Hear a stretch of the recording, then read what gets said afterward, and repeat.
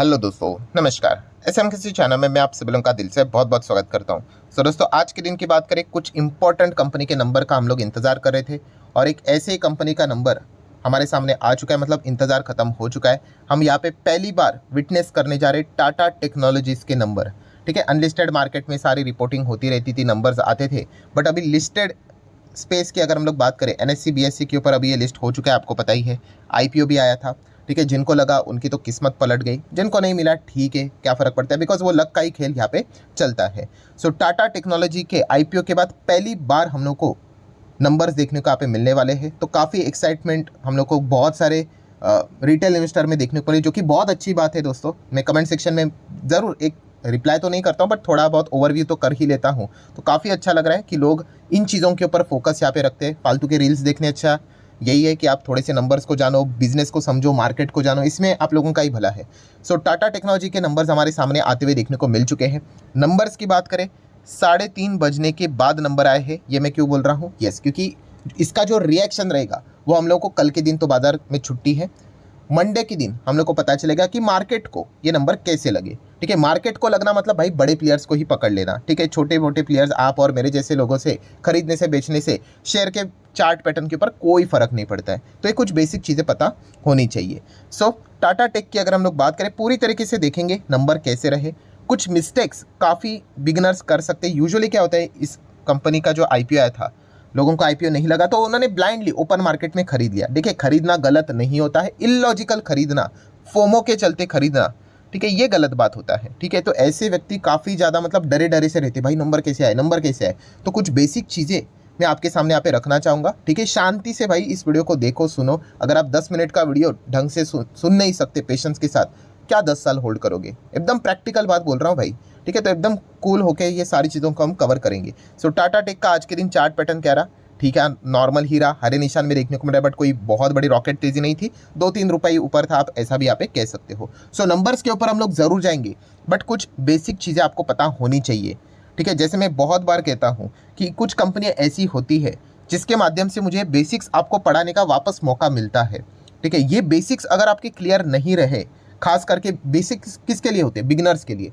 तो फिर उनको लॉन्ग टर्म की जर्नी के लिए शेयर मार्केट में अगर आप ये कहते हो कि मैं लॉन्ग टर्म निवेशक रहना चाहता हूँ, इन्वेस्टर बने रहना चाहता हूँ, तो बेसिक्स आपके क्लियर होना बहुत इंपॉर्टेंट है।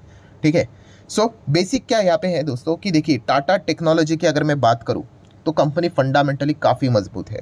ठीक है, टाटा ग्रुप तो है ही, बट ऐसा अर्थ नहीं होता है भाई टाटा लिखा है मतलब किसी भी कंपनी में चले जाओ, बट जेन्युइनली देखा गया कंपनी फंडामेंटली काफ़ी मजबूत है। एंड सबसे अच्छी बात, एक अच्छे सेक्टर में भी है, आईटी स्टॉक है, आप सभी लोगों को पता ही है। ठीक है, तो सबसे पहले बेसिक एक चीज़ समझ लो कि टाटा टेक के नंबर कैसे भी होंगे। अच्छे हो सकते हैं, बहुत अच्छे हो सकते हैं, बुरे हो सकते हैं, बहुत बुरे भी हो सकते हैं। ठीक है, अच्छे, बहुत अच्छे को तो कोई कुछ कहेगा नहीं, असली डिसीजन तो लेना ही होता है कि बुरे हैं, बहुत बुरे हैं, तो क्या करना चाहिए। तो इनिशियल स्टेज पे पहले मैं नंबर्स पढ़ने से पहले आपको बता दूं कि एक नंबर्स के चलते आपने इस स्टॉक का फैसला नहीं करना चाहिए। यस, हमेशा आप लोगों ने क्या करना चाहिए? एवरेज देखना होता है, एवरेज। ठीक है, और मैं अगेन कह रहा हूं दोस्तों, इस ये जो मैं बात बोल रहा हूं उसको इन्वर्टेड कॉमा में मत डाल देना। इन्वर्टेड कॉमा में मतलब आपने कहा था कि भाई कि एक नंबर से कुछ नहीं होता है, बट कोई दूसरे स्टॉक्स के नंबर खराब आ गए, आप कह रहे हो अभी भाई ये तो बहुत ही गंदे नंबर है, निकल जाओ करके। तो आप इस चीज़ को समझो दोस्तों, ये सिचुएशन के ऊपर कंपनी टू कंपनी डिपेंड करता है। जो लोग इस चैनल को पहली बार फॉलो कर रहे होंगे, देख रहे होंगे, तो मैं आपको इस चीज़ के माध्यम से एक एग्जाम्पल भी देना चाहूँगा, जो कि मैं बहुत बार रिपीट कर चुका हूँ। कौन सा? क्रिकेट का एग्जाम्पल। क्रिकेट के एग्जाम्पल में मैंने आप लोगों को क्या बताया था कि विराट कोहली जैसा बैट्समैन अगर 4 बार भी 0 पे आउट हुआ ना, 4 बार लगातार, तो भी वो वर्ल्ड कप खेलेगा। बट अगर जो यंगस्टर है, ठीक है, जैसे कि यशस्वी जायसवाल की बात करें, अगर वो 4 बार 0 पे आउट हुआ ना भाई, उसको बाहर का रास्ता दिखा दिया जाएगा।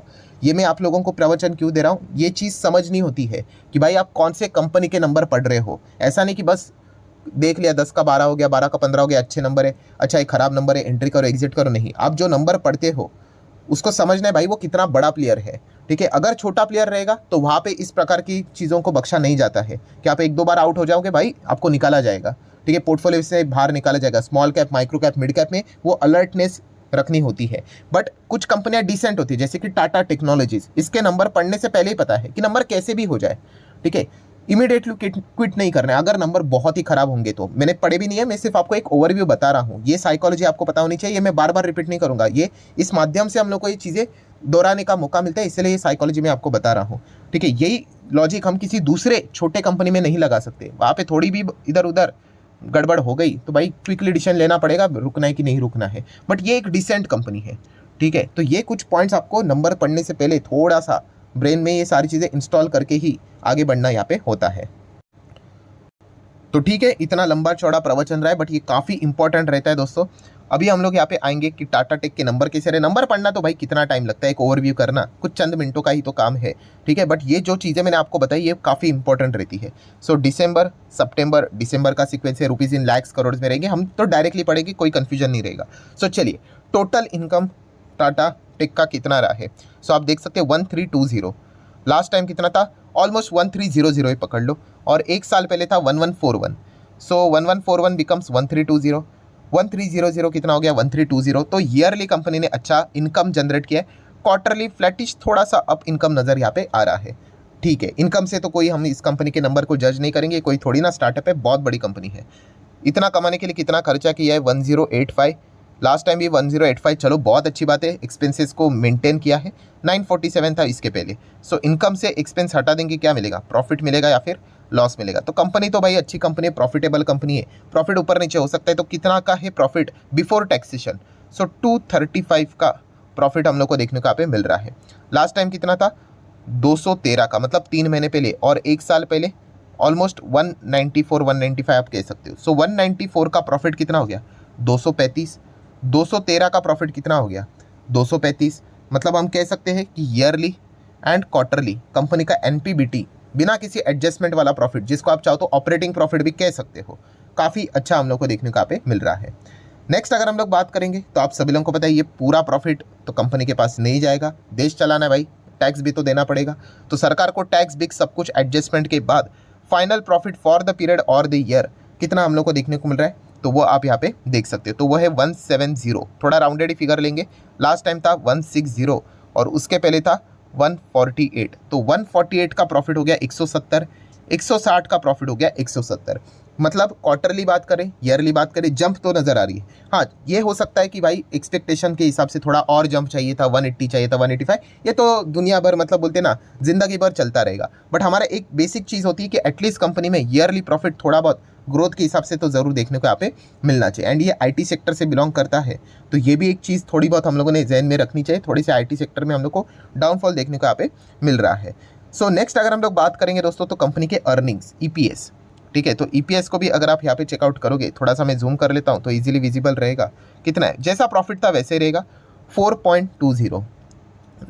3 महीने पहले था 3.95 और एक साल पहले था 3.66। तो ईयरली एंड क्वार्टरली जरूर जंप हम लोग को देखने को यहाँ पे मिल रही है। ईयरली अच्छी जंप है, क्वार्टरली अगर हम लोग बात करें तो फ्लैटिश जंप है, आप ऐसा कह सकते हो। ऐसा नहीं कि एकदम ही तोड़ फोड़ आग लगा दी, एकदम ही रॉकेट बन गया करके, बट फिर भी हम यहाँ पे कह सकते हैं फ्लैटिश जंप देखने को यहाँ पे मिल रही है। मतलब क्या होता है दोस्तों, शॉर्ट टर्म वाले हो सकते हैं थोड़े बहुत नाराज, बट लॉन्ग टर्म वालों को कोई ज़्यादा दिक्कत यहाँ पे होनी नहीं चाहिए। कंपनी जिस ग्रोथ के पाथ के ऊपर यहाँ पे चल रही है, अच्छा परफॉर्मेंस दिखाते हुए देखने को यहाँ पे मिल रही है। देन अगर हम लोग यहाँ पे बात करेंगे दोस्तों, तो थोड़ा सा नीचे आएंगे तो सेगमेंट वाइज परफॉर्मेंस वो हम लोग को देखने को यहाँ पे मिल जाएगा कि कंपनी की जो कमाई होती है वो मेजरली 2 सेगमेंट से यहाँ पे आती है। ठीक है, उसमें से भी जो दूसरा सेगमेंट है वो सिर्फ नाम मात्र के लिए है। जो मेजर सेगमेंट है वो है सर्विस सेगमेंट। तो वहाँ पे आप देख सकते हो 1000, 995, 916। तो यहाँ पे भी ईयरली एंड क्वार्टरली अच्छी जंप नज़र यहाँ पे आ रही है। एंड अगर हम लोग टेक्नोलॉजी सॉल्यूशन सेगमेंट की बात करें 288, 273, 207। सो हम कह सकते हैं ओके परफॉर्मेंस देखने को मिल रही है। यहाँ पे भी क्वार्टरली ईयरली जंप ही नज़र यहाँ पे आ रही है। सो कुल मिला के अगर हम लोग बात करें दोस्तों, तो टाटा टेक्नोलॉजी के नंबर डिसेंट ही नंबर हम लोग को देखने को मिल रहे हैं। ऐसी कोई बात नहीं कि वाहियात है करके। हाँ, बाजार का हर किसी का अनुमान अलग अलग रहता है। बड़े प्लेयर्स क्या सोचते हैं वो मैटर करता है। जैसे मैंने कहा कि मान लीजिए एक इंसान है, ठीक है, अभी उसके पास कितना रहेगा, चलो मान लीजिए 5000 के ही शेयर्स है, ये रुपीज़ की अगर मैं बात करूँ तो, ठीक है, उसको नंबर्स यहाँ पे अच्छे नहीं लगे, उसने माल बेचा, क्या फ़र्क पड़ेगा चार्ट पैटर्न के ऊपर, बिल्कुल भी नहीं। बट अगर एक इंस्टीट्यूशन है उसके पास 5000 करोड़ का, जस्ट ऐसे ही बोल रहा हूँ, टाटा टेक के शेयर से, अगर वो बेचेगा तो फर्क पड़ेगा कि नहीं? डेफिनेटली पड़ेगा। तो ये जो बड़े प्लेयर्स होते हैं दोस्तों, उनको नंबर कैसे लगते हैं ये देखना काफ़ी ज़्यादा इंटरेस्टिंग पार्ट रहता है। बट फिर भी एक एवरेज परफॉर्मेंस को कंसिडर हम लोगों ने कम करना यहाँ पे होता है, एंड एवरेज परफॉर्मेंस इस कंपनी का अच्छा ही देखने को यहाँ पे मिल जाता है। ये जितनी भी कंपनियाँ रही ना, टाटा की जितने भी टेक वाली कंपनियाँ हैं, चाहे आप TCS की बात कर लो, टाटा लेक्सी की बात कर लो, ठीक है, इन्होंने लॉन्ग टर्म में बहुत अच्छे रिटर्न्स दिए। शॉर्ट टर्म में इन्होंने काफ़ी परेशान किया था इन्वेस्टर को, एक एक दो दो तीन तीन साल, बट लॉन्ग रेंज में इन्होंने मल्टी बैगर रिटर्न्स जनरेट करके दिए थे। आप चाहो तो इनके लंबी अवधि के चार्ट पैटर्न भी यहाँ पे देख सकते हो। सो टाटा टेक भी अगर देखा गया तो उसी कैटेगरी में देखने को मिल रहा है। ऑटो सेगमेंट भी काफ़ी अच्छा यहाँ पे कर रहा है। तो लॉन्ग टर्म में कंपनी अच्छा परफॉर्मेंस दिखाने की क्षमता रखती है। ये कोई रिकमेंडेशन तो नहीं है, ठीक है। किसी की बात सुनकर अगर आप शेयर खरीदते हो तो वो ईजी काम होता है, उसके बाद होल्ड करने वक्त आपको हालत ख़राब यहाँ पे हो जाएगी। सो ओवरऑल इतना ही कहना चाहूँगा।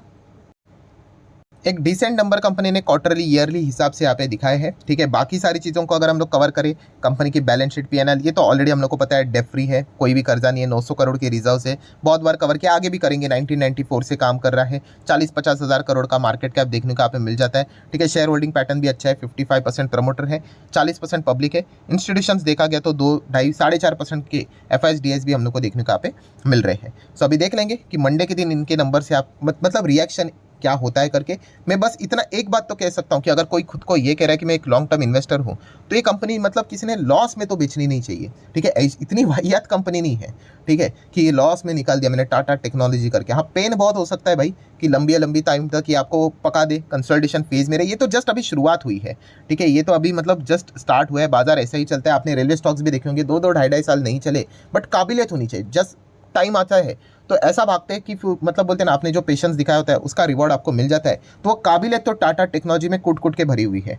तो ये पॉइंट आपको अगर पता होगा तो ज़रूर वो लॉन्ग टर्म वाले आराम से यहाँ पे होल्ड करेंगे। जस्ट प्राइस देखकर फटाफट अगर एकदम फास्ट रिटर्न चाहिए तो वो तो कुछ ही दिनों के मेहमान हैं, वो तो स्टॉक नहीं चलेगा, फ्रस्ट्रेट होकर ही निकल जाएंगे। सो ठीक है दोस्तों, आशा करता हूँ जितने भी इफ बट वाली पॉइंट्स थे, कुछ बेसिक्स थे, वो सारे यहाँ पे मैंने कवर कर लिए हैं। वीडियो हेल्पफुल लगा होगा तो चाहो तो लाइक एंड शेयर कर सकते हो। मिलते हैं नेक्स्ट वीडियो में, तब तक के लिए बाय बाय।